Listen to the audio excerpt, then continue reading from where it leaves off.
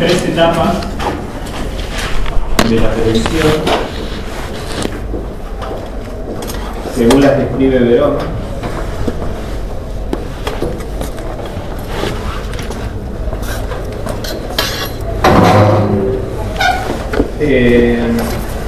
¿Qué diferencia existe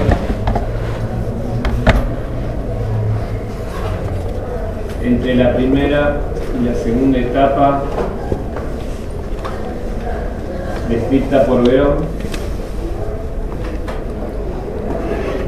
y la primera y segunda etapa descrita por Eco?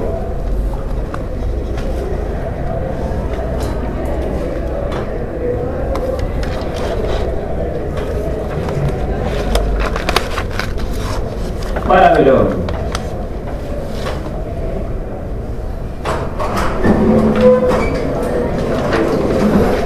la televisión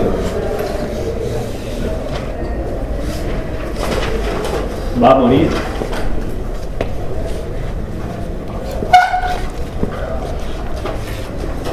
una regla con rampas, ¿no? Perfecto. Vamos al texto de Carlón. Metatelevisión.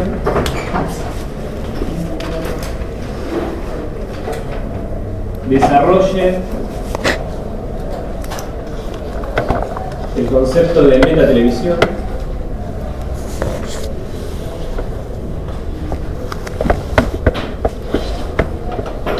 ¿cuáles son las características enunciativas de la metatelevisión? ¿Cuáles son? Las características enunciativas de la metatelevisión.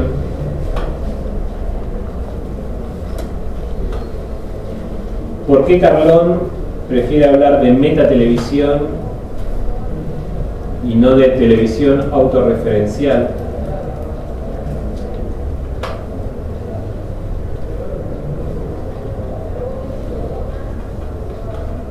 Perdón, ¿por qué Carlón prefiere hablar de metatelevisión y no de televisión autorreferencial?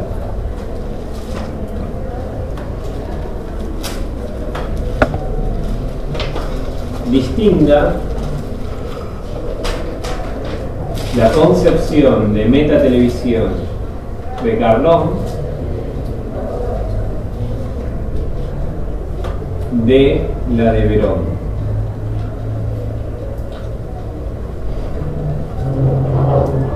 Sí, en el artículo de Seguimos en contacto, Verón hace una crítica a Carlón.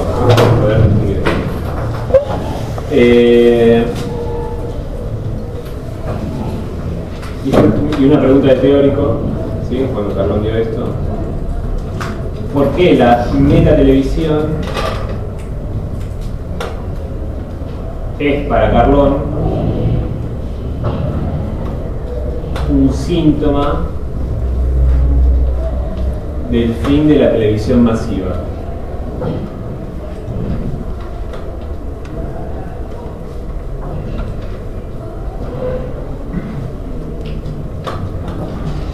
Estas preguntas no van a aparecer en el paseo, ¿no? Son guías. Bueno, vamos al texto de Steinberg, Proposiciones sobre género.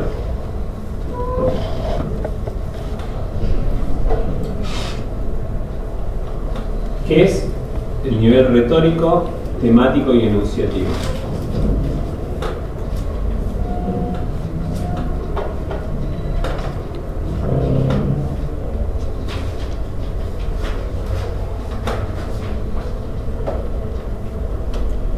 ¿Qué es el género?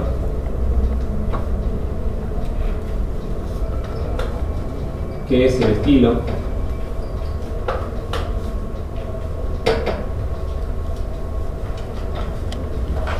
¿Por qué sostiene Steinberg que, observando los niveles retóricos, temáticos y enunciativos, los niveles retórico, temático y enunciativo, no se puede distinguir al género del estilo?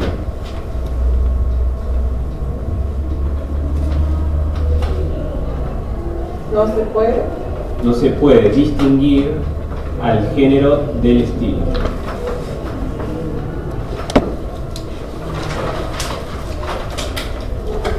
¿Qué significa campo de desempeño semiótico?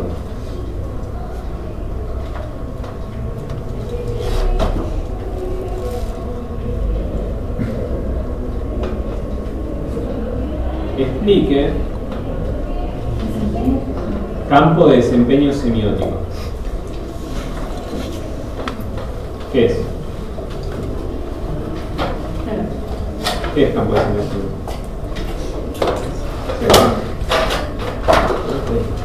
Lenguaje o área de praxis social.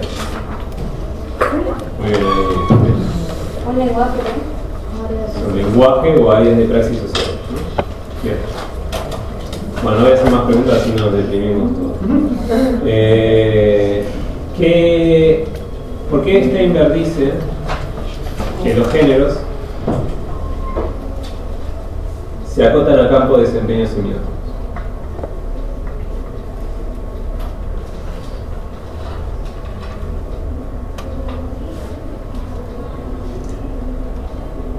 ¿Qué significa? ¿Me podrías repetir? Sí. Porque Steinberg dice que los géneros se acotan a campos de desempeño semiótico.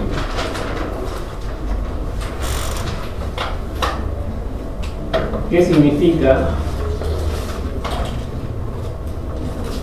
que los estilos son transsemióticos?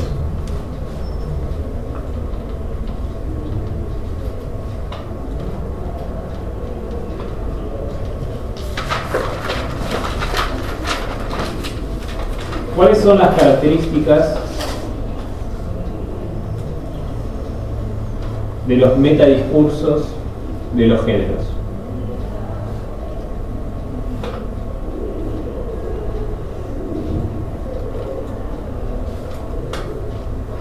¿De los metadiscursos? Los metadiscursos de los géneros. Los estilos ¿tienen metadiscursos?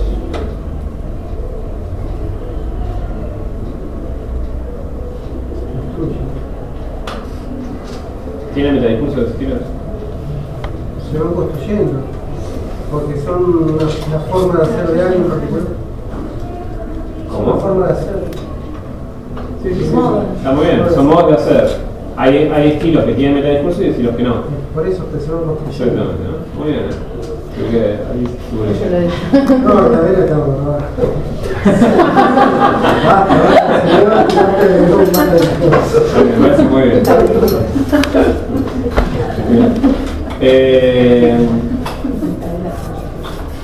Los géneros hacen sistema en sincronía o en diacronía.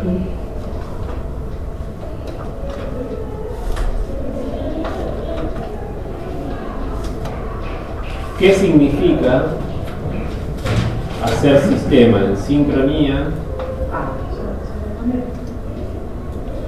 ¿Y qué significa hacer sistema en diacronía?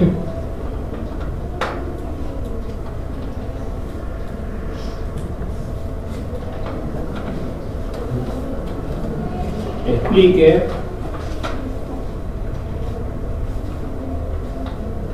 la proposición donde Steinberg sostiene que los géneros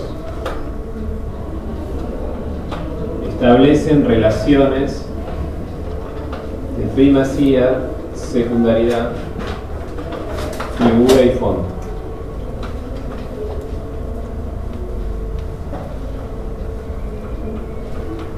Perdón, ¿podrías repetirlo de nuevo? Sí. Explica la proposición donde Steinberg sostiene Que los géneros establecen relaciones de primacía, secundaridad, figura y fondo. Sí. ¿Por qué un género se puede convertir en la dominante de un momento estilístico?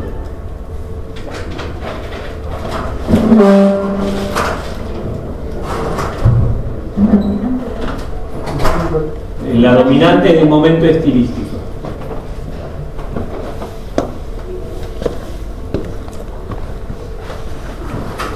¿Sí? Cuando una obra antigénero se constituye en género.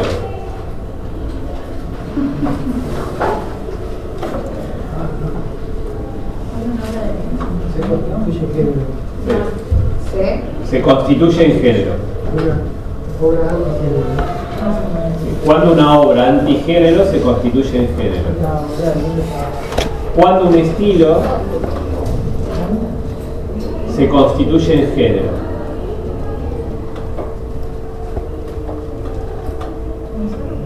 Cuando reúne los requisitos. Fue interesante. Cuando el género se constituye en un estilo.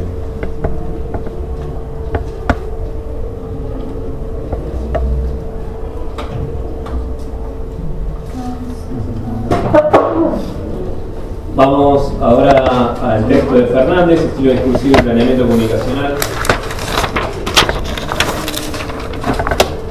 ¿Qué diferencia existe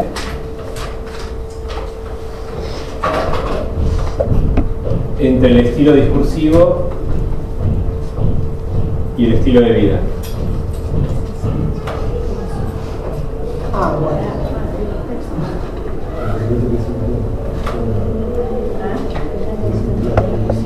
Ajá. Entre el estilo discursivo Y el estilo de vida.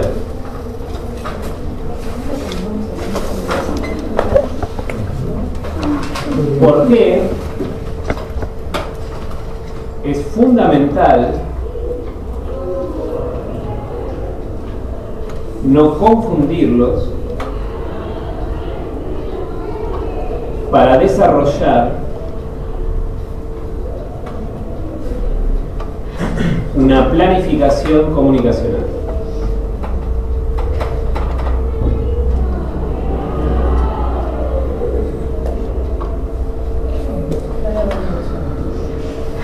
¿Sí? ¿Cómo? Planificación comunicacional. Describa la metodología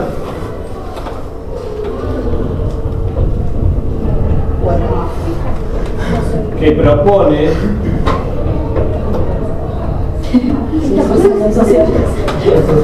el Gigoló no venía hoy.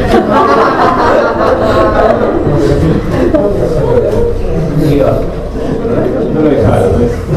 Me asombra lo conservador que es la facultad. Censura la facultad. Sobre todo por los post-punk. es que lo podrían invitar a participar Lo del que sí es concurso. cierto es que hay muy mala comunicación, la imagen de nuestra facultad. Hay que trabajar más. Nuestra carrera realmente es una deuda con la facultad, tendría que hacer una buena planificación para que no cualquier cosa que sucede baja la imagen de la facultad, ¿no? Cuando es la primera facultad de Iberoamérica y cualquier cosa así, enseguida. Pero eso, hoy Fernández estuvo hablando muy bien al respecto, a ver qué se podía hacer. Entonces, por eso me parece que no hay filtro para que aparece una actividad y después UBS francés, Igual, cómo llega. como, no, pero hoy, digamos, hoy en día cualquier cosa que se haga, como existe la red, no importa. Pero digo, no sé cómo funciona la cátedra o quien sea, que ya lo activa, se hace. Que no es un filtro. No tendría que ser, pero como está pasando, me parece raro, como que no hay filtro. En realidad, el problema, en todo caso, sería argumentar bien. A mí me parece que bueno, vamos en silencio o charlamos, pero me parece un fenómeno muy interesante poder estudiar el fenómeno del Gigoló, ¿no? Que haya tenido tanta repercusión en los medios, que implica un valor que se está poniendo en juego ahí social, ¿no? Es interesantísimo que hubiera venido acá y estudiar eso. ¿Por qué se lo dio de baja al final? No, Porque todo el mundo se me parece quejó. que fue por la mala prensa que tuvo. Es peor limitarlo y darlo de baja. Como para que hace tanto revuelo. Claro, por eso no hay, parece que no hice una planificación, una buena planificación comunicacional de la carrera y de la. Lo que pasa es que el Gigoló había puesto en su Twitter que iba a dar un seminario. Claro, Entonces como que también como que se dio se confundieron, o sea, se malinterpretó. Lo del seminario era Como que una yo lo que quiero decir, ahora vamos a ver la argumentación, ¿no? Como todos los verosímiles tienen límites, ¿no? Que tiene también que ver con cuál es la comunicación que se va construyendo. Por ejemplo, cuando Macri viene y dice que está de acuerdo con la estatización de los ferrocarriles, ¿no? Macri puede venir a decirlo, pero ¿quién le cree? ¿No? ¿Por qué no se le cree a Macri? Porque viene construyendo en su historia discursiva otra posición, ¿no? Entonces, la facultad está débil, que Gigoló puede decir que viene a un seminario, ¿sí? Y es verosímil que tenga un seminario y que no sea un objeto de estudio, ¿se entiende? ¿Sí? Entonces, hay un problema de comunicación, de construcción de la facultad en lo real social, en el devenir social, como que cualquier cosa puede pasar en la facultad. ¿Sí? Entonces, habría que preguntarse nosotros como facultad de ciencias sociales qué es lo que está sucediendo ahí en la mala comunicación que está teniendo la facultad, por lo menos pensar un poco lo que está pasando. Sabemos que aunque hagamos una nueva planificación no necesariamente va a cambiar la opinión de la gente, ¿no? Porque eso se construye hace años, se viene construyendo eso, ¿no? Pero, bueno, tratar de hacer una planificación de mejor comunicación, ¿no? Hay algo que está fallando, ¿no? ¿Y esto por qué falla? ¿Por qué hace síntoma ahora esto? Por las redes. Entonces, las redes están cambiando la comunicación de cualquier institución. Nosotros estamos dentro de esto, ¿no? Entonces, habría que pensar esto de alguna manera. Bueno.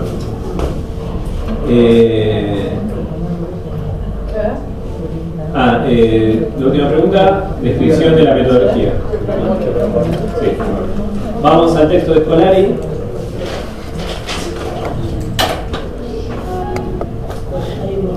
¿Qué son las narrativas transmediáticas?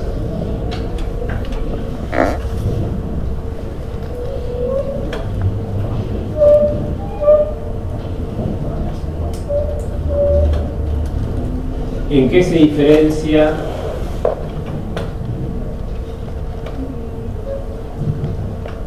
la transmediación de la transposición?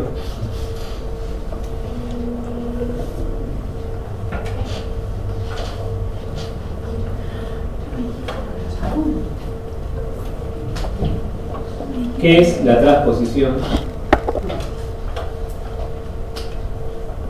Vamos al texto de Steinberg, ¿no? ¿Qué es la transposición?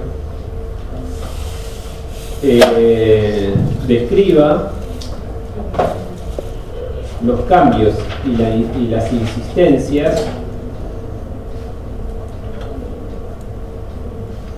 de la adivinanza en su transposición a los programas de concursos.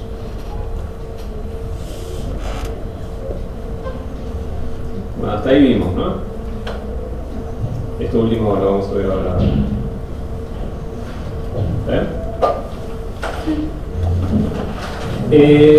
Bueno, transposición. Nos falta cerrar un cachito de transposición y ya arrancamos con la comunicación. Esta parte no es demasiado compleja del texto, vamos a dar la parte central del texto.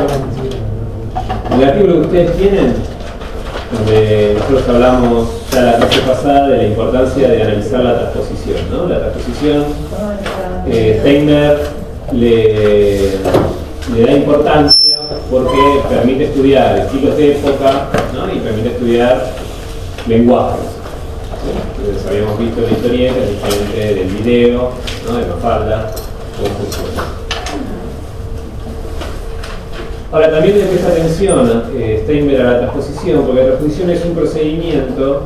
Ustedes piensen que este texto está escrito en 93, ¿no? Recién empezó internet y se hizo estas cuestiones. Steinberg es un texto pensado más que nada en los textos de los medios masivos, ¿sí? Una cosa que observa Steinberg es que cada vez que aparece un nuevo dispositivo en la sociedad, hay un momento inicial que es un momento de fascinación de la cuestión técnica. Entonces, cuando aparecen los videojuegos, los primeros videojuegos, ¿no? Es el Pac-Man, ¿no? ¿El Pac-Man qué es? Los fantasmitas, que no hay nada, no se parece a nada, ¿no? O el tenis, el juego del tenis, el primer videojuego, ¿no? Es una pelotita, un circuito que va de la pantalla de un lado a otro con dos rectángulos y nada más, ¿no? Hay como una fascinación de que se mueva eso en la pantalla, ¿sí? Que yo pueda mover un objeto en la pantalla, ¿no?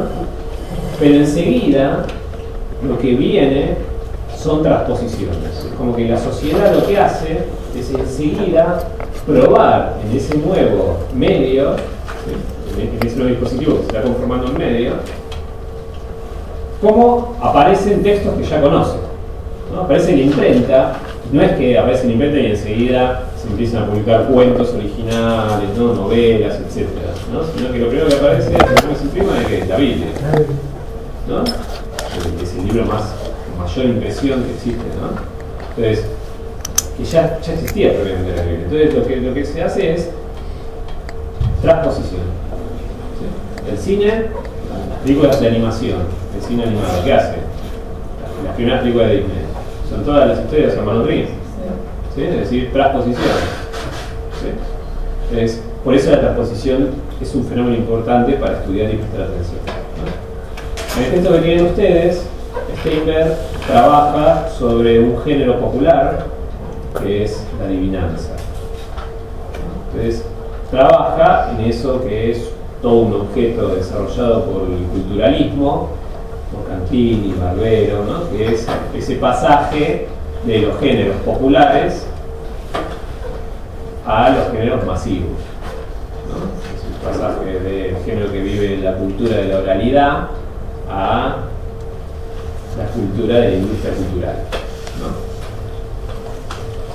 Entonces es un texto interesante porque es un texto que trabaja sobre el reconocimiento, es decir, trabaja sobre producción, pero también trabaja sobre el reconocimiento, porque ustedes van a ver que a lo largo del texto habla de cuáles son los resultados de un estudio que realiza él sobre el género de los programas de concursos y cómo esos entrevistados, ¿sí? Hay entrevistados que le gustan los programas de concursos y hay entrevistados que le modificarían cosas de los programas de concursos, ¿no? Esas cosas que gustan y modificarían, Steinberg encuentra una regularidad. Encuentra que los que gustan, ¿no? Los que son consumidores de los textos que están en lo alto de la cultura, ¿sí? Tienen distancia en relación a los programas de concursos, ¿no? Tienen una distancia y una mirada crítica sobre los programas de concursos y lo que piden son cambios, ¿no? Sobre los programas de concursos y que cumplan alguna función social, ¿no? Que enseñen una función didáctica de los programas de concursos. En cambio, los que gustan de los productos bajos, ¿sí? De la cultura, tienen un gusto por el género, tienen un gusto por la repetición, ¿sí? Es decir, ahí muestra Steinberg cómo hay una cuestión, un gusto más estilístico, ¿sí? En los que están consumen lo alto de la cultura y un gusto más genérico en lo que consumen lo bajo. La adivinanza es un género popular, es un género de la oralidad que aparece, que se transpone a los programas de concursos. En esa transposición, Steinberg lo que hace es señalar rasgos de la adivinanza que permanecen y rasgos de la adivinanza que se transforman, que cambian. ¿Sí? Entonces, está describiendo de manera detallada una transformación cultural, ¿no? En esos pasajes que se hablan siempre de lo popular y lo masivo, es un ejemplo de análisis. ¿Cuáles son las insistencias que encuentra Steinberg? Una es la exclusión de un saber sectorial, ¿no? O individual.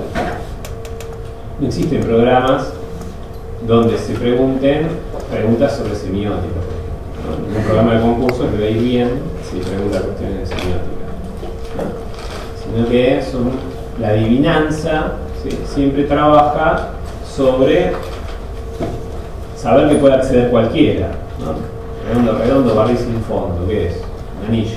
no hace falta, ¿sí?, saber ningún saber especial, ¿sí?, hay que ponerse a pensar un poco, ¿sí?, para saber la respuesta. Entonces, eso permanece. Otra característica es el premio y la penalización.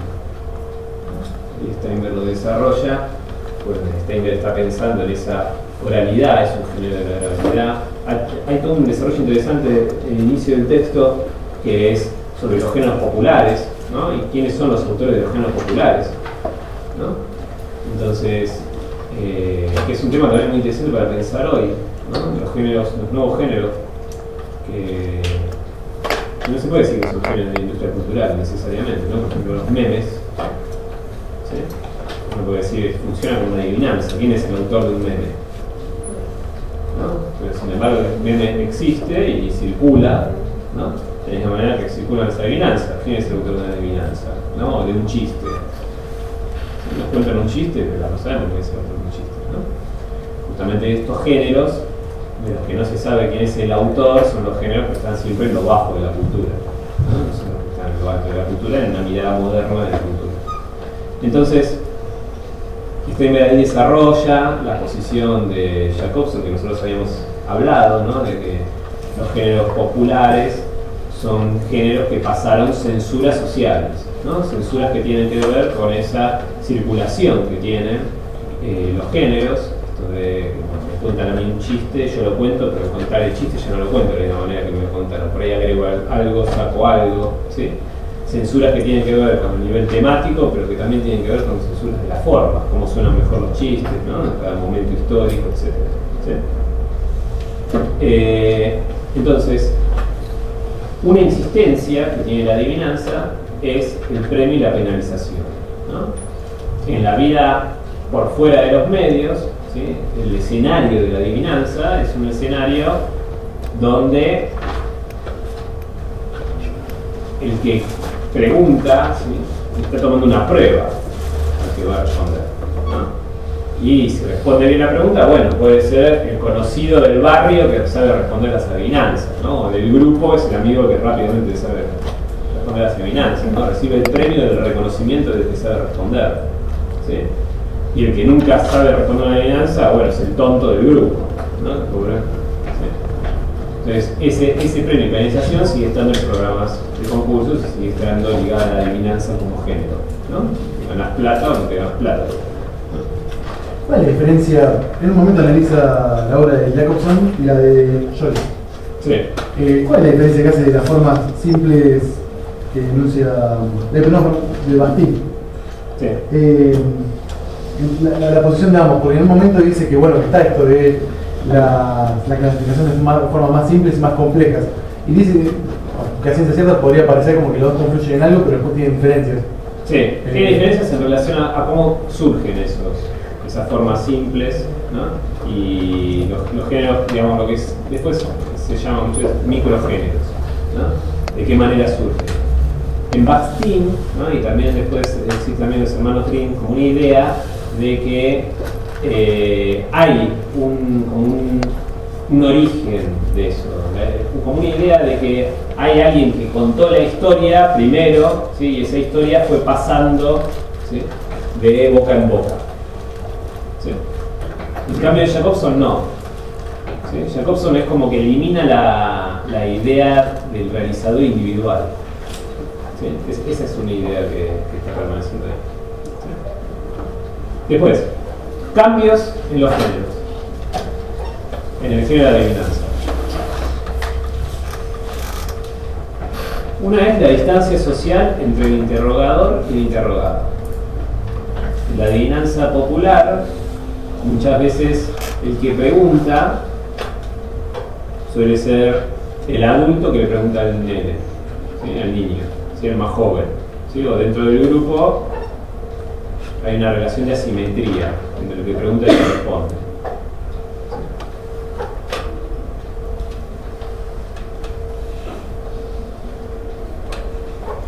Pero, por más que existe esa asimetría, ¿sí?, esa asimetría está conviviendo con un conocimiento de los que están en esos lugares de enunciación. ¿no? Puede ser mi hermano, el que me está preguntando la adivinanza, ¿sí? Es decir, que no hay nadie, o puede ser amigo del barrio, ¿no? O el más piola del barrio que viene y me cuenta, ¿sí? Me toma la prueba de la adivinanza, ¿sí? A ver si puedo pertenecer al grupo o no, ¿sí? O paso a ser objeto de burla del grupo, ¿sí? En cambio, en la televisión no hay ningún tipo de cercanía, ¿no? Esos lugares de enunciación. Es el conductor y el participante del grupo. Después otro cambio es el retorno a lo conocido, como componente de efecto del género. Acá lo que señala Steinberg es que el que pregunta, ¿sí? En la adivinanza popular, tiene un saber, porta un saber, que es el saber que lo distingue del que está siendo cuestionado. ¿Sí? Esa aportación del saber, ¿sí? No existe en los programas de preguntas y respuestas. ¿Sí? ¿Por qué? Porque el que está preguntando tiene la respuesta anotada en un papel. ¿Sí? Y después, otra diferencia es que junto con la adivinanza se dan otros géneros, ¿no? Se da el acertijo, también el enigma y también se da lo que llama Steinberg la biografía, ¿no? La biografía acompaña a la adivinanza, ¿no? El programa, el participante habla de a qué se dedica, de dónde viene, ¿sí? Una pequeña biografía, ¿sí? Que está trabajando ahí junto con la adivinanza. ¿Está bien? No es un texto muy complejo en esta adivinanza. Bueno, pasemos ahora al tema de la clase que nos va a llevar más tiempo, que es lo retórico. ¿Sí? Lo retórico y la argumentación. En esta unidad, a partir de esta unidad, yo después el fin de semana ya les voy a pasar la guía de trabajos prácticos porque ya arrancamos con la unidad de análisis fuerte. ¿Sí? Es la unidad donde vamos a trabajar como la caja de herramientas. ¿Sí? Esto ustedes, lo que vamos a empezar a ver acá, son herramientas que les van a servir tanto para analizar, aprobar la materia, pero también les va a servir a ustedes para su vida profesional, es decir, para pensar las producciones discursivas. ¿Sí? Entonces ustedes, además van a poder identificar relatos, descripciones, argumentaciones y van a poder saber cómo funcionan, ¿sí? Y por lo tanto saber cómo se pueden producir. ¿Sí? Lo que decíamos antes, cómo saber cómo está argumentando el otro, dónde está la fuerza persuasiva del argumento del otro, entonces puedo armar una buena argumentación para refutar la fuerza persuasiva del argumento del otro, ¿no? Entonces, ¿qué es el nivel retórico? Nosotros vamos a trabajar nivel retórico, temático y enunciativo, tal cual como se definió con Steinberg. ¿Sí?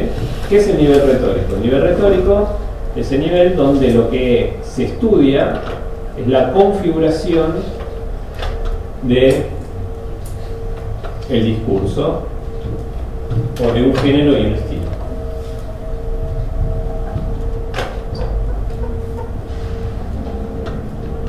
Es decir,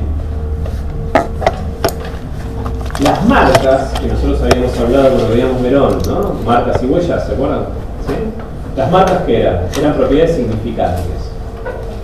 Esas propiedades significantes no son o retóricas o temáticas o enunciativas, sino que van a ser retóricas, temáticas o enunciativas según la pregunta que le haga el analista. ¿Sí? Porque yo acá tengo marcas significantes. ¿Sí? Ahora, estas marcas significantes de este texto, de esta proyección, ¿sí? Me van a responder de diferente manera según la pregunta que yo les haga.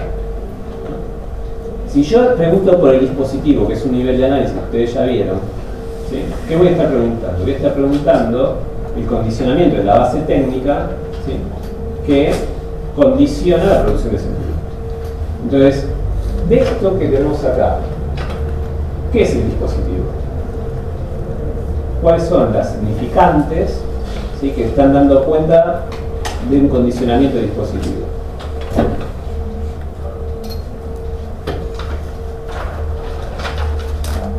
Y el dispositivo es el proyector.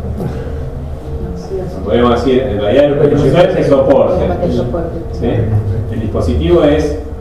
Está bien, el dispositivo es ese condicionamiento para que se produzca esta imagen y no otra imagen.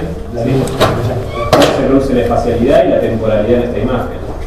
¿no? Entonces, ¿qué temporalidad? ¿Qué temporalidad? ¿Es un directo esto? No, un grabado. ¿No? Parece un grabado, pero no es un grabado inicial. No hay una fotografía, no es como la fotografía, ¿no? ¿Sí? Es estático. ¿Sí? Una construcción espacial horizontal dada por la organización de las letras, ¿no? Podemos hablar de la tipografía, ¿no? Es una tipografía de palo seco, ¿no? Tipo Arial, ¿sí? Todo eso, por ahí se hacen esfuerzos, se acuerdan, ¿no? Todo eso pertenece al dispositivo, ¿sí? Cuando yo estoy preguntándole en lo retórico, lo que estoy viendo acá es la configuración, estoy viendo la estructura que tiene, ¿sí? ¿Cuál es la estructura que está funcionando acá?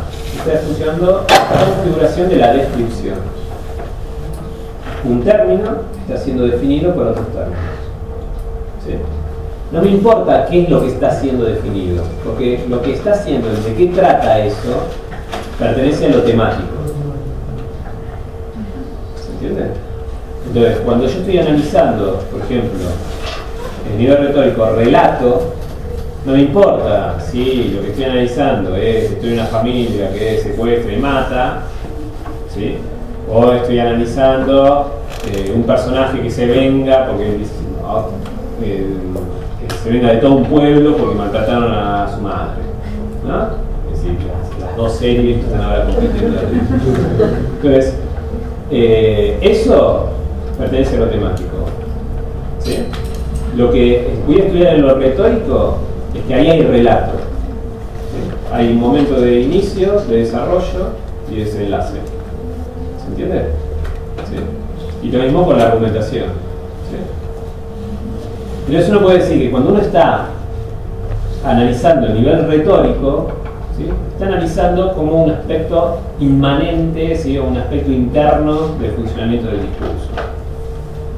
Casi que no hace falta hacer una relación intertextual, ¿sí? Yo puedo no saber sobre esa cultura, no saber sobre esa semiosis, pero puedo identificar, ¿sí? Un relato, ¿sí? Puedo no saber si en esa cultura me están contando la historia de unos pescadores que fueron a pescar y una mantarraya le dio vuelta al barco, ¿sí? Puedo no saber que en realidad la mantarraya es un dios y los pescadores es el pueblo, ¿sí? Pero yo identifico ahí un relato, identifico una configuración, ¿sí? Hay un momento de equilibrio, después se rompió el equilibrio y después hay un desenlace, todo se murió, ¿sí? En como el análisis del nivel retórico, yo podría darme cuenta, por ejemplo, por cómo están puestos los términos, o sea que un término define a otro y se está haciendo la descripción, que esto es una pantalla de un PowerPoint y no un diccionario, o eso tendría que verse en otro nivel. Eso es el nivel positivo. Positivo. Estas son las unidades de análisis en el nivel retórico, ¿sí? Es por donde ingresa el analista y organiza el nivel retórico. Argumentación, relato, descripción y figuración, ¿sí? Figuración ya uno puede decir que está parte de la figuración está en lo retórico y parte de lo temático. Después vamos a ver por qué. Pero argumentación, relato y descripción son unidades propias de lo retórico, ¿sí? Hoy vamos a ver argumentación, pero vamos a ver que dentro de la argumentación se desarrolla el relato y la descripción, ¿sí? ¿Qué es la argumentación? La argumentación es una configuración que apunta a producir un efecto de persuasión. Es decir, que construye una escena de enunciación, ¿sí? Es donde hay un enunciador que persuade a un enunciatario. ¿Sí? Nosotros en la clase pasada habíamos diferenciado disuasión de persuasión, ¿sí? ¿Se acuerdan? Habíamos dicho que la disuasión eran procedimientos sociales, ¿sí? Por los cuales el público, ¿sí? Dejaba de hacer algo o hacía algo que no estaba haciendo, ¿sí? Pero eso se lograba sin argumentación. La persuasión, en cambio, hay argumentación. Eso se logra con argumentación. La diferencia está en que en la persuasión hay un cambio en el pensar, no solamente en el accionar. ¿Sí? Una pregunta, ¿hay más unidades de análisis de retórico o son estas 4? Porque, no sé, los diccionarios de retórica tienen como 5.000 figuras. Muy bien. ¿Se escuchó la pregunta de Gómez? Sí. Hay únicamente estos niveles de análisis, porque en los diccionarios retóricos hay un montón de figuras. ¿Sí? Bueno, nosotros después vamos a trabajar ese tema, ¿sí? Pero todas esas figuras de los diccionarios nosotros las sintetizamos en lo que se llama figuración. ¿Sí? Después vamos a ver que cuando hablamos de figuración estamos hablando del proceso de producción de figuras retóricas. ¿Sí? Las figuras retóricas son productos de la figuración. ¿Sí? ¿Vamos bien? Entonces, la retórica, ¿sí? Y la argumentación. La argumentación, como formación discursiva, es lo que da origen a la retórica. ¿Sí? La retórica es la primera disciplina que se tiene de conocimiento que estudia la dimensión discursiva de lo social. ¿No? Por supuesto no se llamaba así dimensión discursiva, ¿sí? Pero es lo que, por la argumentación, ¿sí? La sociedad empieza a prestar atención a la dimensión textual, ¿sí? Y pensar lo textual como si fuese una máquina, ¿sí? Como si fuese algo que está funcionando y produce algo. ¿Sí? Esto sucede en la antigua Grecia, en un momento en que caen las tiranías y vienen las democracias, ¿sí? 300 años antes de Cristo. Entonces, en ese momento, ¿qué sucede? En el momento que de las tiranías, ¿sí? El tirano y sus aliados se habían apropiado de tierras, ¿no? Sucede en todo cambio político, ¿sí? En esas épocas sobre todo, apropiación de tierras, ¿sí? Luego esos, el tirano y sus aliados murieron, tuvieron hijos, que siguieron con la propiedad de las tierras, ¿sí? Y cuando cae la tiranía, y vienen las democracias, vienen las polis griegas, los hijos de los que habían sido dueños de las tierras apropiadas llegan a reclamar las tierras, ¿sí? Y los hijos que tienen las tierras, la tierra es mía, es de mi padre, ¿sí? Entonces, ¿cómo se resuelve esos problemas de propiedad de tierras?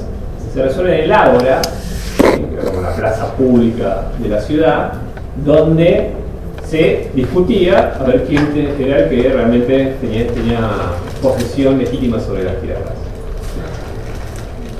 ¿Hay alguna pregunta? Entonces, ¿cómo se discutía? Se discutía por medio de la argumentación. No hay otra manera de discutir que no sea por la argumentación. ¿Sí? Es una formación discursiva. ¿Sí? No hay manera de definir algo que no sea por la discusión. ¿Sí? ¿Entiendes?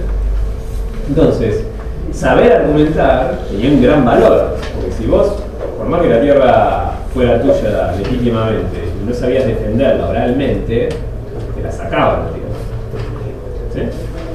Entonces aparece la necesidad de saber argumentar bien, y aparecen los sofistas, que son los primeros maestros, ¿sí? Que enseñan, ¿no? Se les paga por enseñar, ¿sí? Enseñar a argumentar, ¿sí? A que alguien aprenda a argumentar bien, ¿sí? Los sofistas tienen toda una disputa, ¿no? Con los filósofos, como Platón, ¿sí? Que tienen un concepto de la verdad, ¿sí? Diferente de los filósofos. Los sofistas sostienen que la verdad es un efecto discursivo. Los filósofos, en cambio, sostienen que la verdad está en el mundo de las ideas, ¿no? Entonces el filósofo puede acceder al mundo de las ideas, puede acceder a la verdad. Los sofistas, en cambio, lo que sostenían era que la verdad se producía en la argumentación, en las disputas argumentativas, ¿no? Esto era toda una disputa política dentro de las ciudades, ¿no? Si hay un grupo que es el que puede ver la verdad y todo el resto no puede, démosle el poder a los filósofos, ¿no? Dentro de las polis. Entonces, esta primera mirada, de esta manera que se constituye la retórica, ¿sí? La antigua retórica, es una retórica técnica. ¿Sí? Es como te enseño a hacer mesas, te enseño a hacer argumentos. ¿Sí? Produzco un conocimiento técnico para producir cosas, argumentos. ¿Sí? Es una mirada prescriptiva, ¿sí? Una mirada normativa. ¿Sí? Es una mirada que dice, bueno, ¿cómo hacer buenos argumentos? Entonces hay buenos argumentos y malos argumentos. ¿Sí? Que tiene un efecto. El buen argumento es el que persuade. ¿Sí? Convence al público de hacer algo. ¿Sí? Este carácter normativo de la argumentación va a vivir con la argumentación a lo largo de los siglos. Entonces, en la Edad Media, una materia obligatoria de todas las universidades, las pocas universidades que existían en ese momento, era la retórica. Entonces, cualquiera que iba a la universidad sabía de retórica, ¿sí? Sabía argumentar, ¿sí? Y sabía sobre figuras retóricas, etc.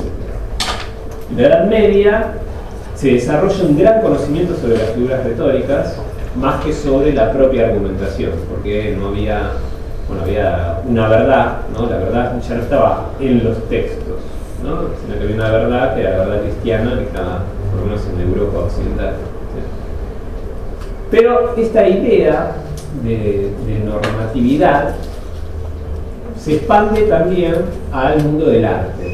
¿Sí? Entonces las academias, ¿sí? Que enseñan a escribir, que enseñan a tocar música, ¿sí? Que enseñan a pintar, etc., piensan la retórica de manera normativa, en sentido fuerte. Entonces, por ejemplo, se toma como modelo la rueda de Virgilio, ¿sí? La rueda de Virgilio son 3 poemas que escribe Virgilio, que después se toman como modelos, ¿sí?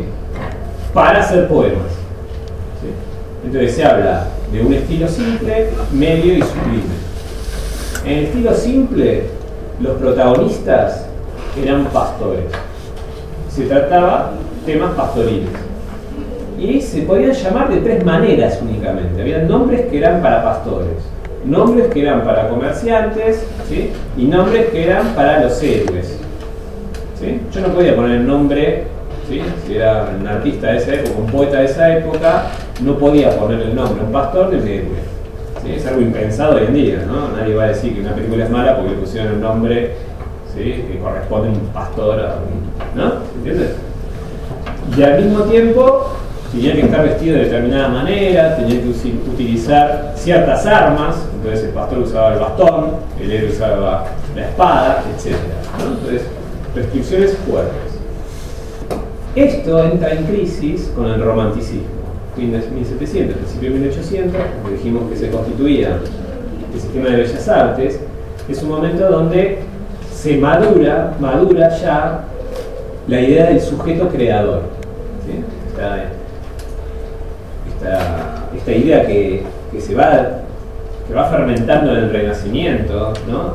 Y que termina en lo que se llama la muerte de Dios, ¿no? La muerte de Dios significa que esas características, esas propiedades que se le daban a Dios, ¿sí? Pasan a ser propiedades de los individuos, del ser humano. ¿Sí? Entonces, dentro de esas propiedades está la propiedad de creación de la nada. ¿Sí? Los griegos no tenían ni idea de que se creaba de la nada, siempre había algo anterior. La idea de creación de la nada es una idea cristiana, ¿no? Que se expande en Europa en el medioevo y que se desplaza, ¿sí? Hacia el individuo. Entonces el artista es un creador de la nada. ¿Sí? Entonces la retórica va en contra de esa creación de la nada. ¿Sí? Porque le obliga al individuo a ponerle ciertos nombres que son los nombres de Virgilio. ¿Se entiende? ¿Sí? Entonces, la antigua retórica, ¿sí? Cae en desgracia, podemos decir, ¿sí? Y ya a principios de 1900 no se enseña más en las universidades. ¿No? Si ustedes hubieran cursado en 1900, estarían aprendiendo retórica. Ahora, en la década del 60 vuelve la retórica, ¿sí? Como una disciplina, ¿sí? Y un nivel de análisis. ¿Sí? ¿Por qué vuelve? vuelve por los medios de comunicación, por un lado, ¿sí? Entonces la argumentación pasa a ser de vuelta algo que llama la atención y que causa problemas. Esto sobre todo a partir de la radio, ¿sí? Porque a partir de la radio los soberanos tienen contacto directo con su pueblo, ¿no? Ustedes piensen que la manera de que el pueblo se enterara de los asuntos del Estado era por los diarios, es decir, estaba mediada la palabra por el periodista, ¿sí? Además era el pueblo la mayoría analfabeto, ¿sí? Entonces, para tener contacto con la palabra del soberano, el soberano tenía que ir al pueblo o el pueblo iba a ser el soberano, ¿sí? Con la radio deja de ocurrir eso, ¿sí? No importa que seas analfabeto, igual vas a escuchar a quien te gobierna, ¿sí? Y por otro lado es el desarrollo de la publicidad, ¿sí? Década del 40 y 50 es el momento de oro de la publicidad, ¿sí? Empieza a construirse un mercado más similar al que conocemos hoy en día. Ahora, esta vuelta de la retórica es una vuelta donde la retórica se ve en el campo académico no de manera normativa y prescriptiva, sino descriptiva. Se utiliza para describir. ¿Sí? No, digamos, todo lo que tiene que ver el marketing sigue funcionando como un manual técnico, ¿no? Pero nuestro campo es para describir. Entonces, la argumentación como técnica, ¿sí?,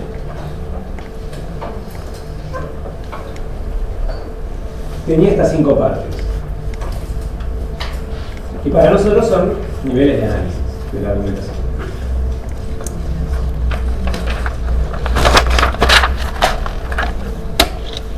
Uno es el momento del inventio.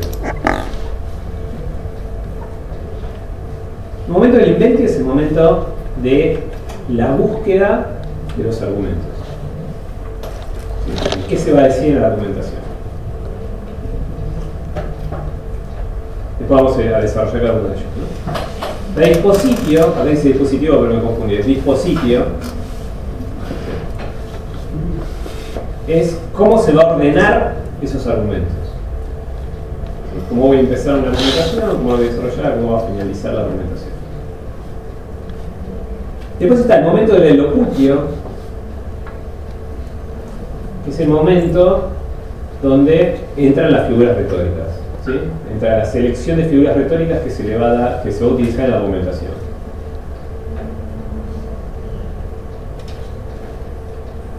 ¿Sí?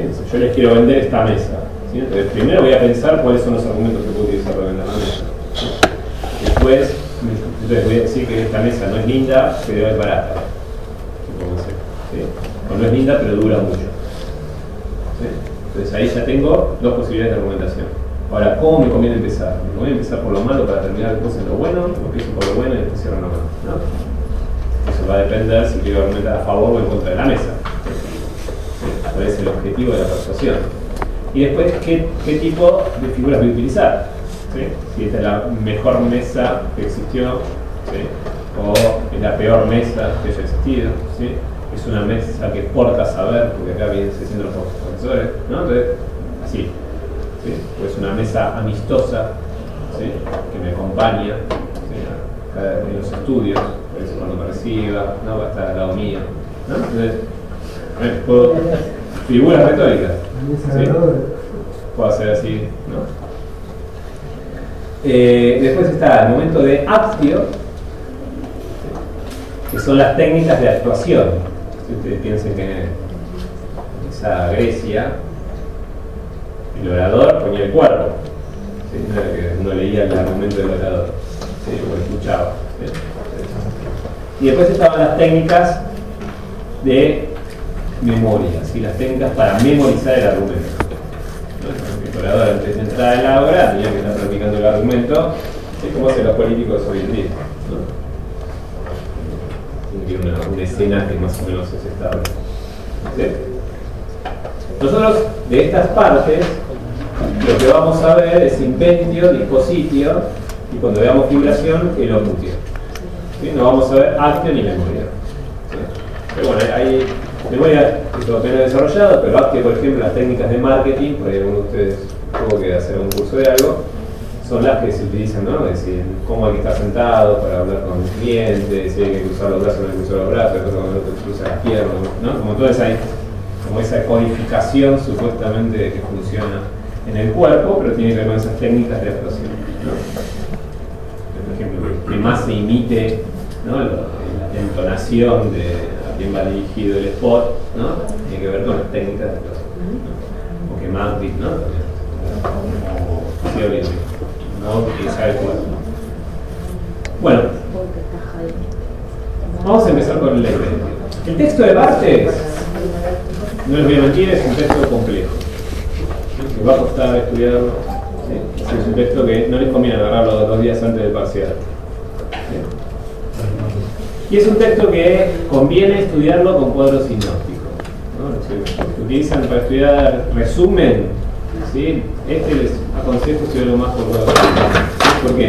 Porque van a ver que un concepto está dentro de otro concepto. ¿Sí? Son como mamushkas. ¿Sí? Lo mismo sucede con esto. ¿Sí? Entonces, vamos a iniciar con el inventio. ¿Sí? El inventio dijimos que es el momento donde se va a buscar los argumentos. ¿Dónde se van a buscar los argumentos? Se van a buscar en lo que se llama la tópica. La tópica. ¿Sí? La tópica puede ser vista, los griegos la trabajaban como un lugar, ¿sí? Aquí va el orador, ¿sí? A buscar, que podría ser un lugar de figuras vacías o figuras llenas. ¿Sí? Un lugar de figuras vacías, por ejemplo, son figuras del más y menos. ¿Sí? El más y menos es vacío, no tiene ningún contenido. Después yo lo puedo aplicar a la mesa, por ejemplo. ¿Sí? Digo, esta mesa es más barata que otras mesas.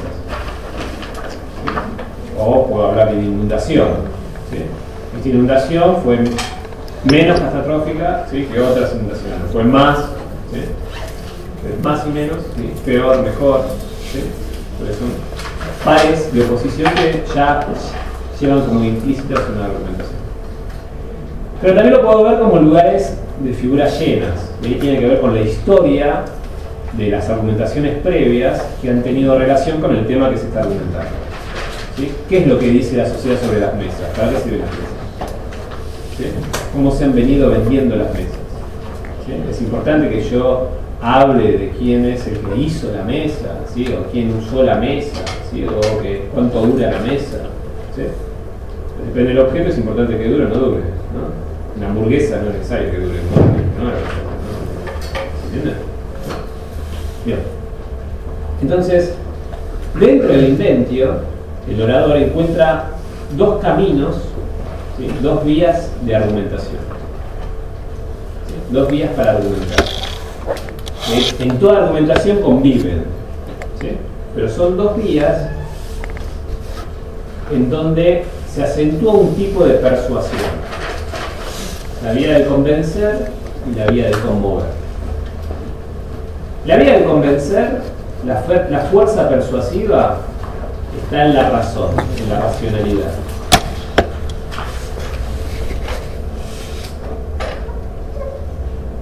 ¿Sí? Yo le digo, ¿les conviene comprar esta mesa porque es más barata? ¿Sí? ¿O les conviene comprar esta mesa porque dura más, es fuerte?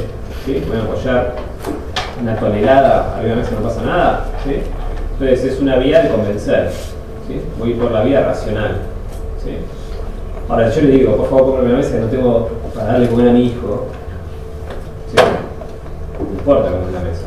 ¿Sí? Va por la vía de conmover. ¿Sí? Muchas veces se argumenta por los afectos. ¿Sí? Es la fuerza persuasiva está en las emociones. ¿No? Llorar, por ejemplo, es una buena manera de argumentar. ¿Sí? ¿Cuánta gente consigue cosas llorando? ¿No? Por ahí conocen a alguien o uno mismo, ¿no? En últimos momentos utiliza eso, ¿no? Con la emoción del otro, ¿no? Jugar con la emoción del otro. Estar con su familia, el confort del idiota. Sí, del inútil, ¿no? Es un buen ejemplo, ¿no? Es la vía de conmover. ¿Sí? la política, por supuesto. ¿Sí? La publicidad también. Sí, la publicidad. En realidad toda argumentación convive en las dos vías, ¿no? Porque también una vía racional, ¿sí? También está moviendo afectos, ¿no? Y moviliza emociones, ¿no? Por ahí frente a situaciones que son tensionantes. Escuchar a alguien que ordena la situación de manera ordenada transmite tranquilidad, ¿no? En cambio otro que está llorando en una situación tensionante, no, me voy con el que parece que fue la racional, ¿no? Le puede ordenar las cosas y tranquiliza, ¿sí? Siempre se moviliza con un aspecto emotivo, ¿sí? Pero uno puede decir, hay argumentaciones que son plenamente desconmodadas, ¿no? Alguien que se pone a llorar, sí, y bueno, sí, está bien, ¿no? Entonces uno hace lo que dice el otro, pues se puso a llorar y se pone mal para llorar al otro, ¿no? ¿Sí? ¿Vamos bien? Recuerda que estamos en la argumentación, no importa si el otro está llorando porque realmente se siente mal o está llorando porque nos miente, eso no importa. Lo que importa es la construcción discursiva de eso. ¿Sí? No es un estudio de intencionalidad. ¿Sí? Entonces vamos ahora a la vía de convencer. ¿Sí? Todo lo que voy a decir ahora está dentro de la vía de convencer. ¿Sí? Dentro de la vía de convencer existen pruebas extratécnicas y pruebas técnicas.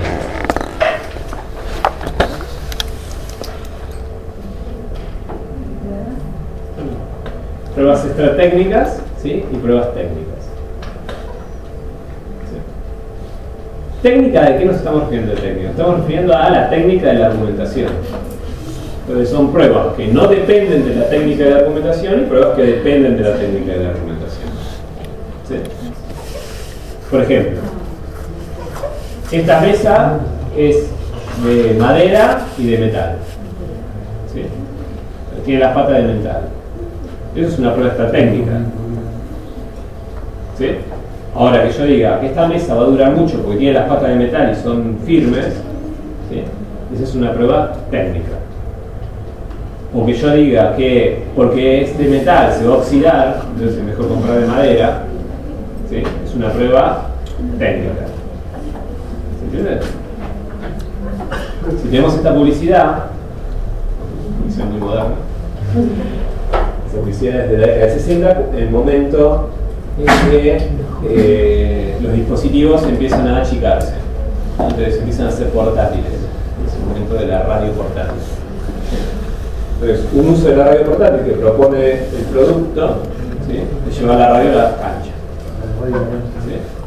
Entonces acá vemos un dibujo de gente mirando, hombre mirando un partido, dos hombres escuchando la radio, ¿sí? Portátil, y se escuche en la cancha, todas las canchas, ¿sí? Receptor Philips, a transistores.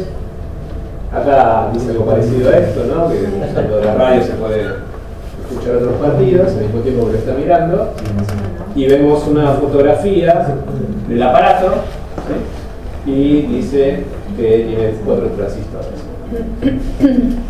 ¿Cuáles son las pruebas extratécnicas en esta publicidad? Todo lo que describe de la radio. Exactamente, ¿no? Tenemos esto, es una prueba, el aspecto que tiene el producto, la fotografía, ¿sí? Es una prueba extratécnica, ¿sí? Que sea de 4 transistores es una prueba extratécnica, ¿sí? Que sea de Philips es prueba extratécnica, ¿sí? Las pruebas técnicas. El eslogan, escucha en la cancha todas las canchas. Exactamente, ¿no? Esa es una prueba, ¿sí? Técnica. ¿Sí? ¿Vamos bien? Dentro de las pruebas técnicas hay 2 tipos de pruebas técnicas. La primera prueba técnica es el exemplum, ¿sí? O ejemplo, ¿sí? No hace falta poner el parcial ejemplo, yo se los digo los términos griegos porque en el texto aparece, ¿no? Pero no hace falta que utilicen el parcial. Lo importante es que pongan la noción. Ahora tenemos otra publicidad, ¿sí? Del 40, que es algo que se solía hacer de esta manera la publicidad, ¿no? Ya en la década de 30 aparece este tipo de publicidades, donde se utiliza la fotonovela, son todas fotos, ¿sí? No son dibujos. empieza por acá, dice, nadie se fija en mí, ¿no? Fíjense que ella está triste. Y acá está con una amiga, donde le cuenta a la amiga que nadie la saca a bailar. Cuando va a las fiestas, plancha. Eso es lo que dice.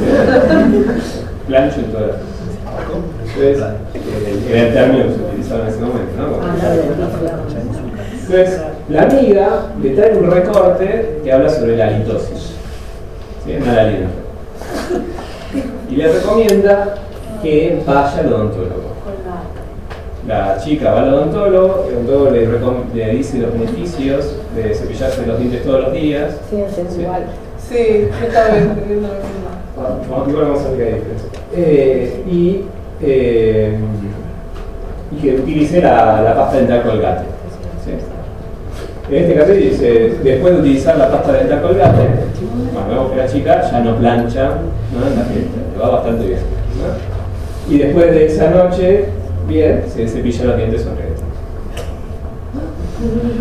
Entonces, ¿qué tenemos acá?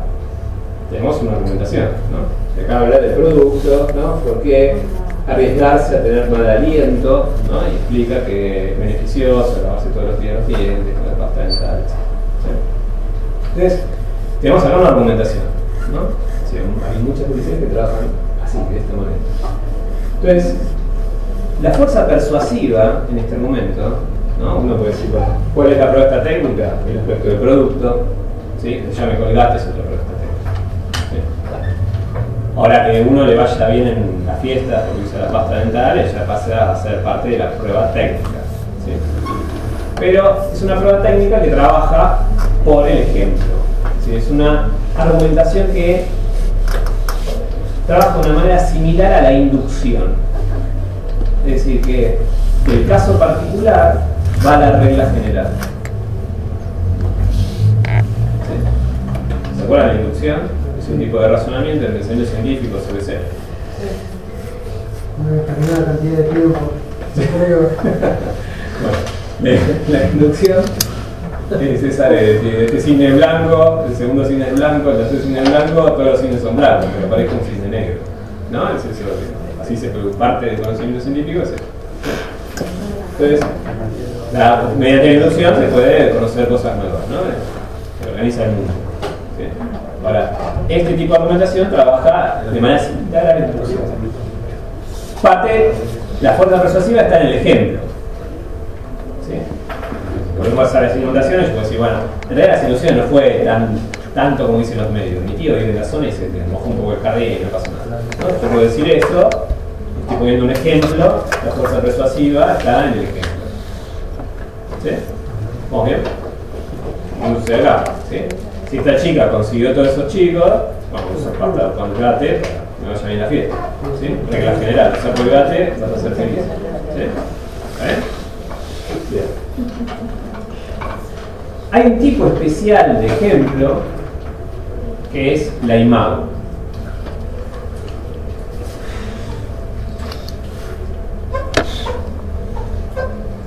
Acá hay un ejemplo también con un personaje contemporáneo, militar, que está con la hermana, ¿no? Y está promocionando el jabón de las estrellas.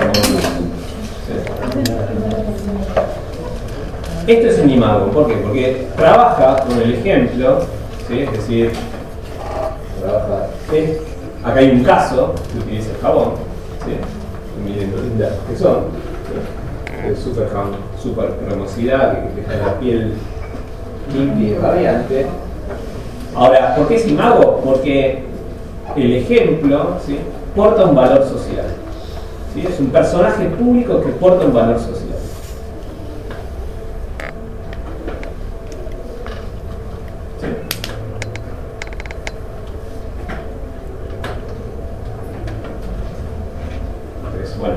Hay infinitas necesidades hoy en día que siguen trabajando con imago, ¿no?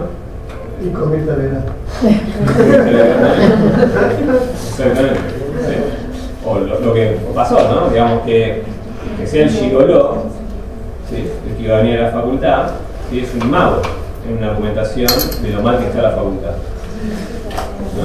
¿Por qué? Porque es un personaje público que porta un valor. ¿Sí? ¿Está bien? Todas estas argumentaciones son publicidades. Es así. Esas son publicidades. Se usa también en cuestiones de publicidades. Sí, lo usa eso, por ejemplo, publicidades o cualquier tipo de argumentación. ¿No? Claro. Pero es más difícil que hagan un ejemplo que no sea una publicidad. Un vendedor de colectivo alimenta. Claro, un vendedor de colectivo. O alguien te quiere convencer de algo, de cualquier cosa, pueden utilizar una publicidad. Por ejemplo, si ustedes porque están acá a esta hora de la noche. No sabemos. Bueno, no les queda otra, ¿no? Tienen que probar si bien, pero ¿por qué están haciendo la carrera?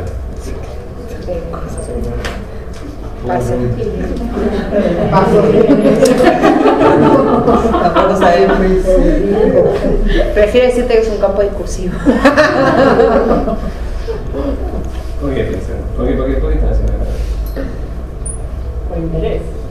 Por interés, muy bien, sí, mejor, ¿no? ¿Y el interés en qué está puesto? Una carrera.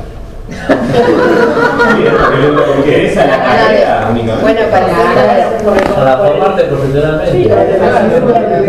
Por el título, como cualquiera que hace una carrera tiene el título porque piensan que el título. No es solo por el título. claro, ¿Por qué? Es por el conocimiento. claro, para A ustedes entender. no les importa. Entonces, como ustedes van haciendo materias, no importa si es esta materia. Estadísticamente, no digo que sea Por eso lo hacemos varias veces.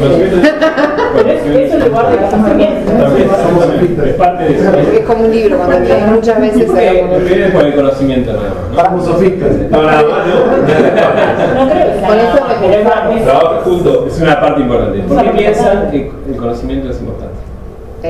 Para poder hacer Una cuestión cultural. Es una cuestión personal. No, una cuestión personal. ¿A vos se te ocurrió? A mí me gusta aprender. ¿A vos te gusta aprender porque sí? Porque me gusta leer, me gusta venir y escuchar las clases. No, Porque sí. No, Justamente por la no cultura. sé cuál es la respuesta correcta. Yo le diría que vayan, Queremos que herramientas piensen para esto, digamos, trabajar. las acciones que llevamos a cabo tienen razones, ¿no? Que está. Pero el conocimiento también genera en muchas personas, y yo hablo por mí, satisfacción, una satisfacción personal. Claro, ¿y por qué no dijiste sociología o física cuántica? Pero no puede ser también por la idea. A ver. Tengo una prueba extra técnica. Hay un 50% que termina todas las materias y no hace la tesis, no busca el título. Pero eso no significa que no hacemos la tesis porque queramos por el conocimiento y no sea por la dificultad o por el tiempo. ¿Por qué es el valor del conocimiento en la sociedad? ¿No hay una argumentación atrás del valor del conocimiento de la sociedad? Sí, es el punto Estoy tratando de asociarlo con la materia, ¿no? Porque está valorizado ese. Está valorizado, ¿no? Claro, Entonces, todo, volviendo a la pregunta de la compañera, ¿no? Cualquier acción social, ¿no? Que se realice en público, ¿no? Y por eso hay acciones que no se realizan en público, ¿sí? Tiene que ver con argumentación. ¿Sí? Argumentaciones que no hace falta que estén dichas mientras vos estás haciendo la acción. ¿Sí? Porque es satisfactorio tener conocimiento y uno que tiene conocimiento tiene un valor mayor que una satisfacción, ¿no? Hay muchas cosas que nos causan satisfacciones también, ¿no? Entonces, ¿por qué especialmente hacer este esfuerzo, ¿no? Son las 10 de la noche, estamos acá, ¿no? ¿Se entiende? Yo decía por el valor de la verdad, porque en el fondo está la verdad, digamos. En el fondo de la El conocimiento no saca la verdad, digamos. En el fondo esa satisfacción es porque tenés la verdad. Bueno, la esperanza que tenemos nosotros con la materia es que vos puedas comprender, o por lo menos no importa si vos estás de acuerdo o no, ¿sí? Pero que sepas que hay como toda una parte de la producción de conocimiento que justamente dice que en realidad la verdad es una construcción, ¿no? La verdad es una construcción. Vos fíjate que todos los esfuerzos sociales que hay para, por ejemplo, llegar a la verdad en un juicio. La verdad en un juicio se construye en una institución, con ciertos procedimientos, etcétera, que es una construcción discursiva de esa verdad. Lo mismo que la verdad en la ciencia es otra construcción discursiva, o la verdad en la religión es otra construcción discursiva también. ¿Sí? Entonces son todas construcciones discursivas.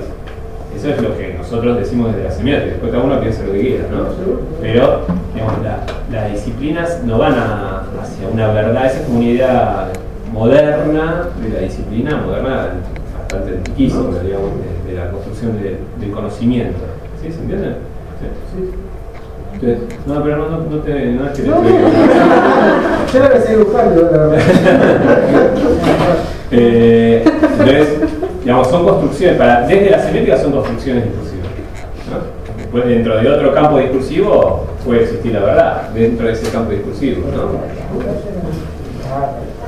Yo vuelvo directamente al imago. ¿El imago solo aplica a la figura pública o aplica a cualquier entidad o figuración que porta un valor social? O sea, tiene que ser siempre una figura que todos reconozcan, o puede ser un trabajador, puede ser un estudiante. Porque estoy viendo ahí. No, el imago en el uso que le dan los romanos, el imago son personas que portan un valor, es un individuo que porta un valor. No es un segmento de la sociedad que puede. No es un grupo. Sí, es un individuo que porta un valor. Después vamos a ver que hay diferentes tipos de figuraciones y verosímiles que trabajan sobre estereotipos. ¿Sí? Pero, por ejemplo, en la publicidad de Colgate, ¿sí? Tenemos un estereotipo, ¿sí? Que está funcionando ahora. Esta chica, ¿sí? Está en lugar de todas las chicas, ¿no? Que todas las chicas que quieren son chicos, ¿no? Como es lo que está presuponiendo acá la publicidad. Divino. ¿Sí? ¿Se entiende? ¿Cómo bien? Eso no cambió mucho porque las publicidades de hoy en día de Colgate, por ejemplo, de los hombres, o sea, apuntan a los hombres, es exactamente igual, es lo mismo. ¿Pero muestran chicos con mal aliento? Algo de chicos con mal aliento. Muestran chicos con mal aliento que quieren buscar a chicas. Exacto. Por ejemplo, hay un micro que le cae tipo un grupo comando y le lavan los dientes. Y son las chicas. Como si la recepción también. En este producto la recepción tiene varones. Pero claro, muestran que el chico puede ser ligrano. Y hay una publicidad de Colgate donde la protagonista es una chica que te cuesta mucho elegir el vestido, pero no blanquearse los dientes, que va, se cepilla con determinada marca y consigue chicos. Sí, con cepillo. Bueno, por lo visto es algo que se mantiene, ¿no? Bueno, esto ya saben ustedes que ya viene, no es algo original, ¿no? Luego, dentro de las pruebas técnicas, ¿sí? Seguimos dentro de las pruebas técnicas en Convencer, dijimos que había dos. Una es el ejemplo, que acabamos de ver, y otra es el entimema.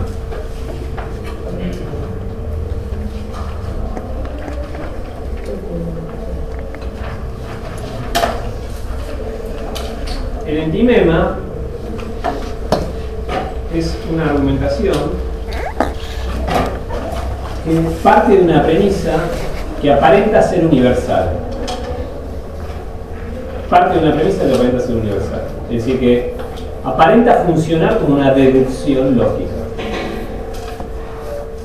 Las deducciones lógicas serán: todo triángulo tiene tres lados, esta figura tiene tres lados, esta figura es un triángulo, ¿no? O todos los hombres son mortales, Sócrates es hombre, Sócrates es hombre, ¿no?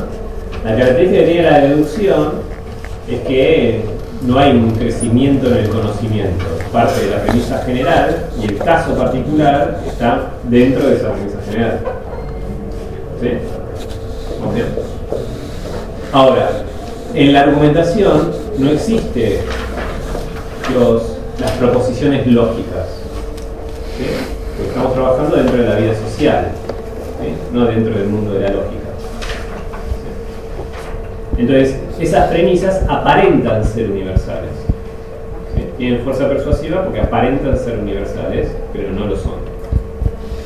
Acá tenemos un caso anterior todavía de esa publicidad que dice: los fracasos de la humanidad causados casi siempre por la dispepsia. Dispepsia es dolor de estómago.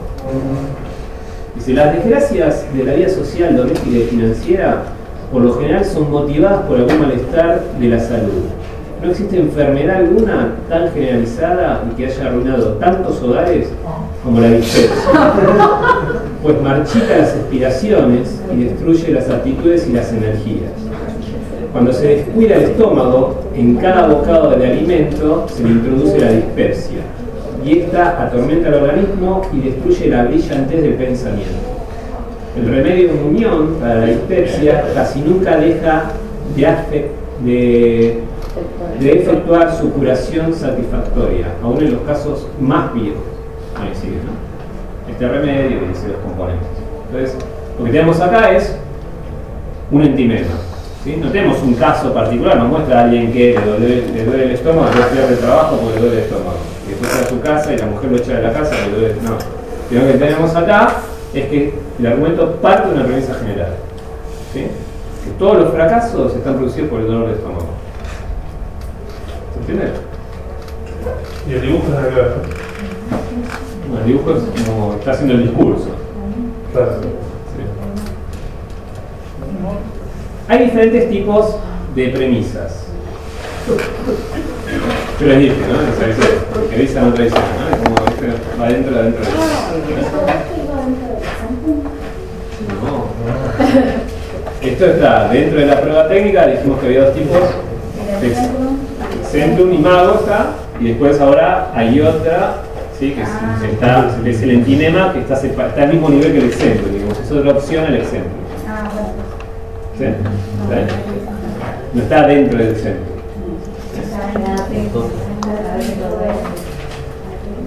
Bueno, dentro del entinema, ¿sí? Tenemos tres tipos de premisas.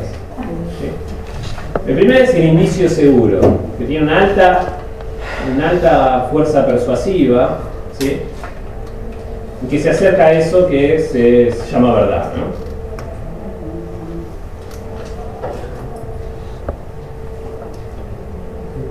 Entonces, si está nublado va a llover, es un indicio seguro, ¿no?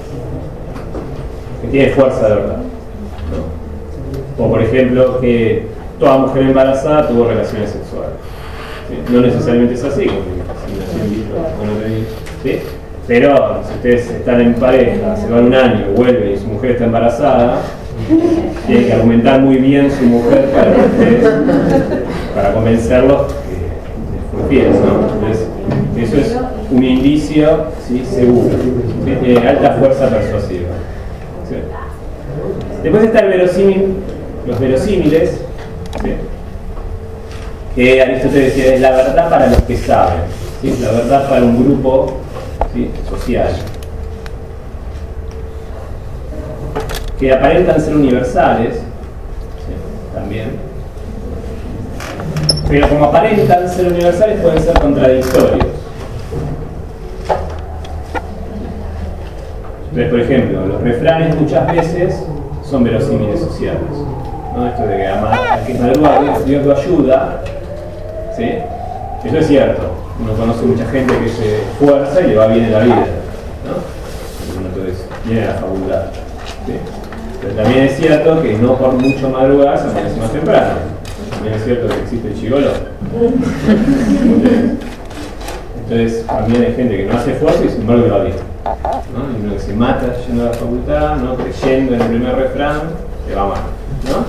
Entonces, son verosímiles sociales, ¿sí? Los dos tienen poder de persuasión, depende de qué argumento se le ponga.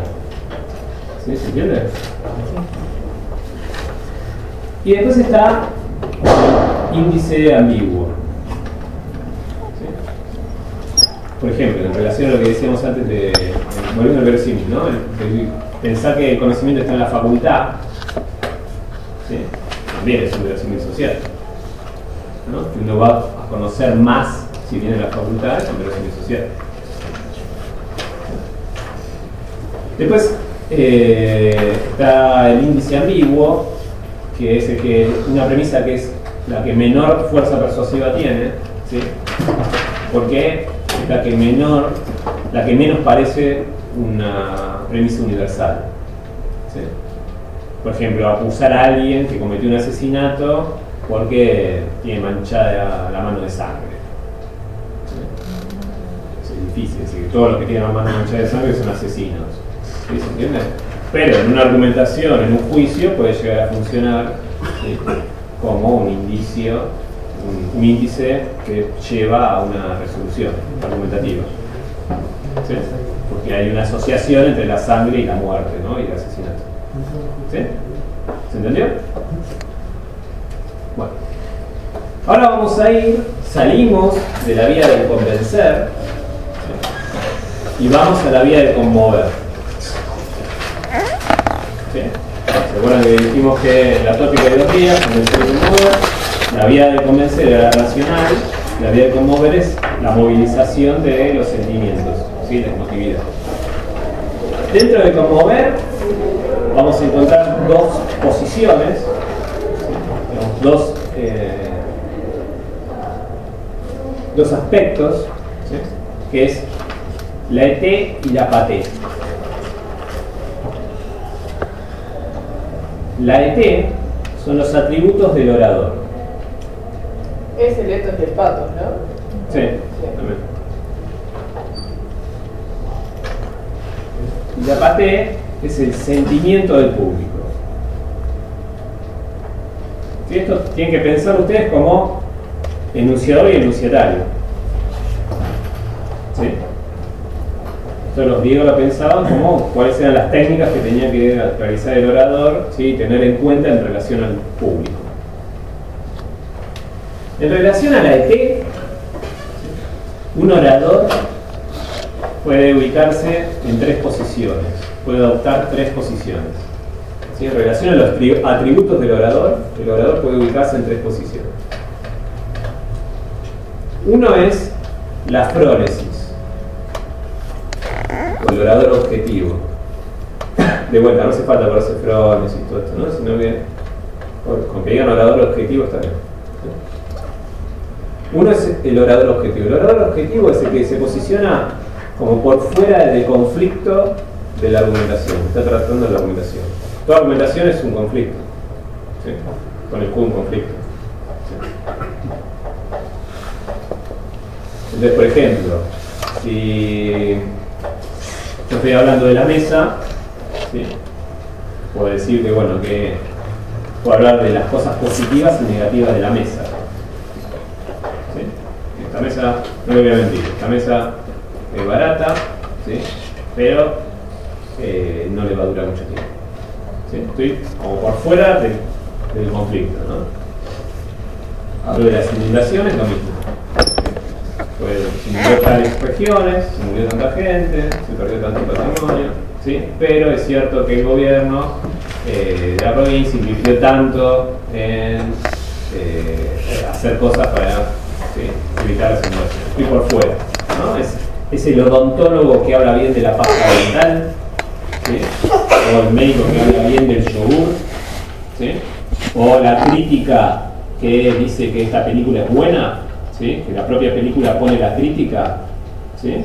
¿Por qué pone la crítica? Porque ese enunciado está por fuera de los intereses, supuestamente está por fuera de los intereses del productor, ¿sí? ¿Se entiende? Después está el orador franco. El orador franco es el orador que no tiene distancia en relación al conflicto. ¿Sí? Es un participante del conflicto. ¿Sí? Y se arriesga en su argumentación. ¿Sí? Si nosotros nos quieren vender la mesa y de pronto viene un trabajador de la fábrica y frente al dueño nos dice que esta mesa es mala, ¿sí? No importa si la mesa es buena o mala. Esa argumentación tiene fuerza persuasiva, ¿sí? Emotiva, porque ese tipo puede perder el puesto de trabajo. ¿Se entiende? ¿Sí? Pues por ahí la mesa es buenísima y el tipo que quiere boicotear la empresa, eso no importa. ¿Sí? Tiene fuerza persuasiva. ¿Sí? Si hay una inundación y se inundó la casa de mi madre, ¿sí? Como pasó la presidenta de La Plata, ¿sí? Eso es. Y ella habla de la inundación, ¿sí? Orador franco, ¿sí? Le afectó el problema tanto como cualquier vecino, ¿sí? ¿Entienden?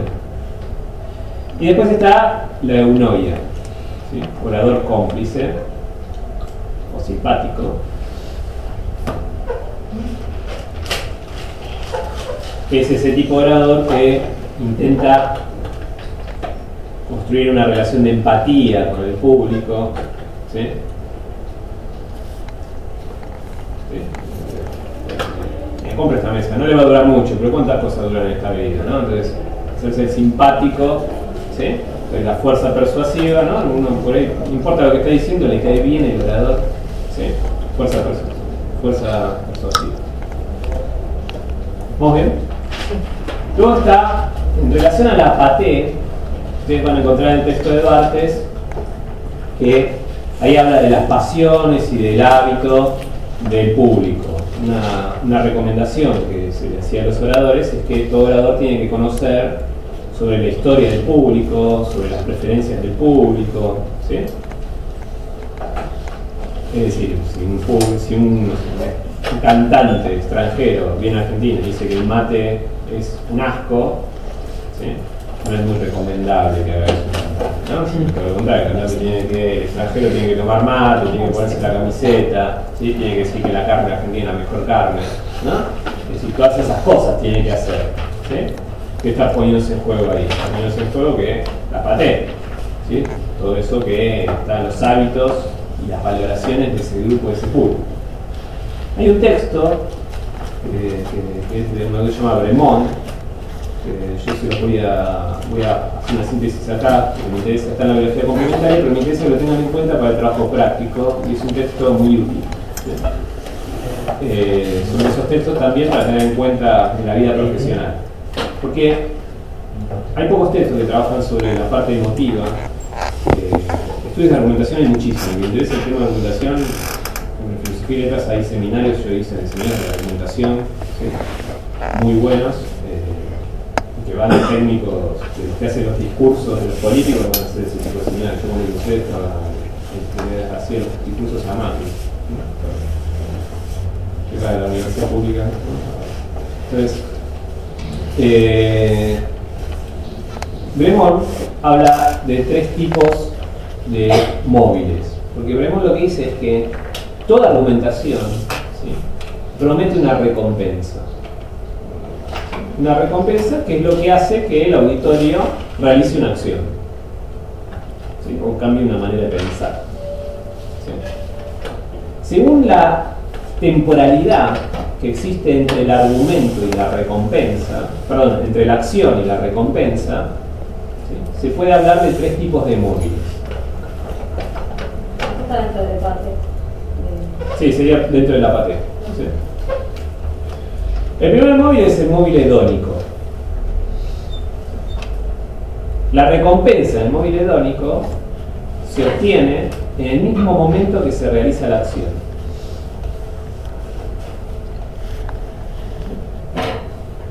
Si yo los convenzo a ustedes de ir a tomar un helado un día de calor, ¿sí? Cuando un helado hace calor, ¿sí? Ya está. Móvil hedónico, cuando tomas un helado tenés menos calor, ¿sí? O hace frío, te tomas una sopa, ¿no? Móvil hedónico. Para que ustedes nos convencen por el disfrute de hacer algo en sí, móvil hedónico, ¿sí? Sin pensar las consecuencias. Después está el móvil pragmático. El móvil pragmático, la recompensa está en el futuro. Como hacer una carrera. Por ejemplo, ¿no? Esa es la gente que no es que disfruta por el conocimiento en sí, ¿sí? Sino que disfruta. Me parece que me estás burlando. Estoy haciendo la diferenciación, ¿no? Hay gente, ¿no? La gente que le cuesta, no le gusta estudiar, que estudie el otro, ¿sí? No está disfrutando del conocimiento, entonces, móvil pragmático. Quiero el título para que me vaya mejor profesionalmente, o la empresa misma, ¿no? Hay mucha gente de acá que estudia porque la empresa le está pidiendo el título, entonces tiene que terminar la carrera, ¿no? Entonces, móvil pragmático, ¿no? La acción es desagradable, puede ser desagradable, ¿sí? La recompensa está en el futuro, ¿no? Tomate un remedio que es asqueroso, pero te vas a curar, ¿no? Y después está el móvil ético. El móvil ético, la recompensa está en el pasado. La recompensa ya se obtuvo.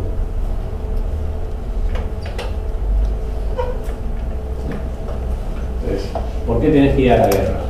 ¿Por qué tenés que ir a morir a la guerra? Tenés que ir a morir a la guerra para defender a los tuyos. No tenés que ir a morir a la guerra para defender a tu familia, a tus amigos, a la patria, etc. ¿No? ¿Por qué tenés que ayudar a tus padres? Tenés que ayudar a tus padres porque ellos te dieron la vida, etc. ¿no? Todos esos son móviles éticos. ¿Sí? ¿Se entiende? Bien.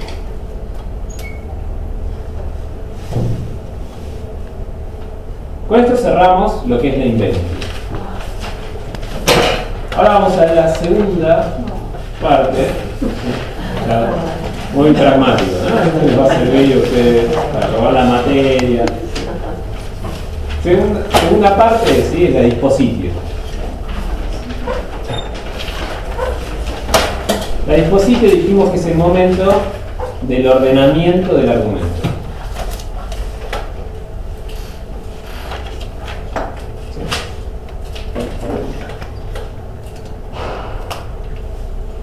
El primer momento del exordio es el momento más difícil de la argumentación, que es el momento donde se capta la atención del público. Ustedes piensen que, por ejemplo, esto de que ustedes me estén escuchando 2 horas, ¿sí? Es porque están obligados. A mí nadie en la vida me escucha tanto como ustedes.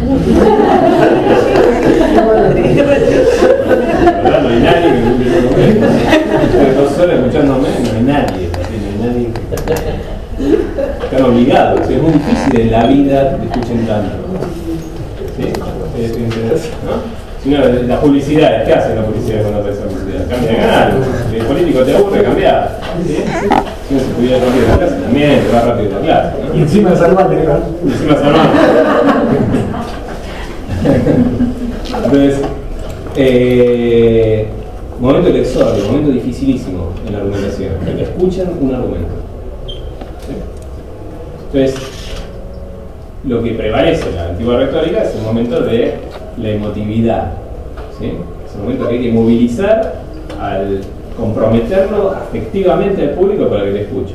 ¿Sí? Empezar llorando una argumentación es muy buena manera de empezar una argumentación, ¿no? ¿Qué les pasa a este? ¿No? Llamar la atención. ¿Sí? Después los otros 2 momentos son más del momento de convencer, de la racionalidad, que es la narratio y la confirmatio. La narratio es cuando se exponen los hechos, ¿sí? Que llevan a la argumentación.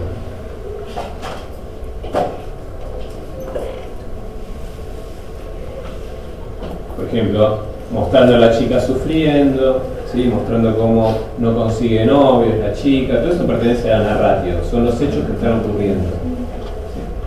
El momento de la confirmatio es el momento de los argumentos, el desarrollo de los argumentos. ¿Sí? Cuando el médico le dice a la chica, tenés que cepillarte los dientes para sacarte el mal aliento, ¿sí? Y usar colgate, momento de los argumentos. ¿Sí? Desarrollo de los argumentos. ¿Sí? Las proposiciones encadenadas que forman un argumento. Y después está el momento del epílogo, que es el cierre de la argumentación, que nuevamente tiene que prevalecer el conmover, ¿no? En esa técnica de la retórica.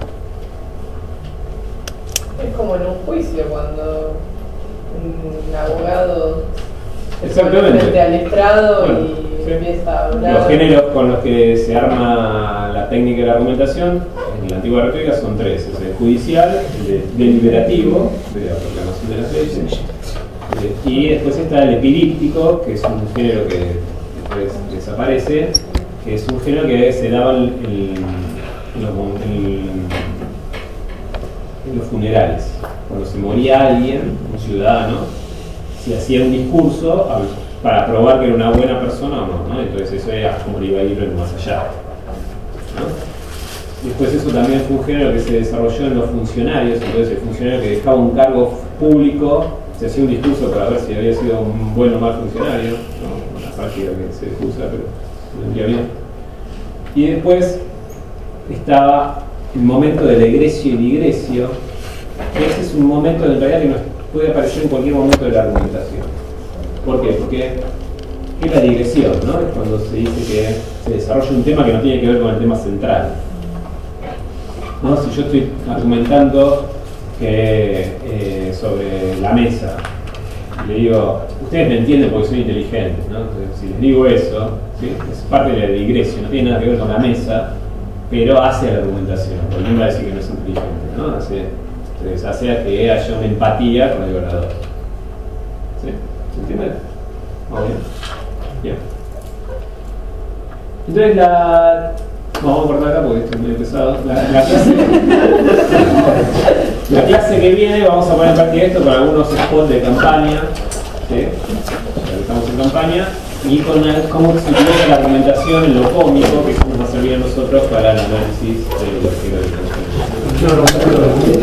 tal cual era la antigua retórica o es un poco reprogramado. ¿Cómo lo reprobar?